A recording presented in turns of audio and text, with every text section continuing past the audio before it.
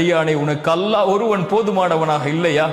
இப்ராஹிம் நெருப்பில் வீசப்பட்டார், நெருப்பு சுட்டரித்து சாம்பலாக்கிவிடும் இப்ராஹிமை என்று கூட்டம் சொன்னது.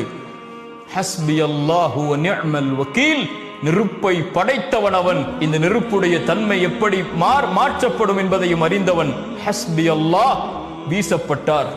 நெருப்புக்கு அல்லாஹ் கட்டளையிட்டான், குளிர்ச்சி அளிக்கக்கூடிய அமைதி அளிக்கக்கூடிய இடமாக இப்ராஹிமுக்கு மாறிவிடு என்று. நபி யூனுஸ் மீன் வயிற்றில் அல்லாஹ்வை அழைத்தார், அல்லாஹ் வெளியே கொண்டு வந்தான். நபி மூசா, அல்லாஹ் என்னை கைவிட மாட்டான் ஒருபோதும், கடலை பிளந்து அல்லாஹ் பயணிக்கக்கூடிய வாய்ப்பை கொடுத்தான்.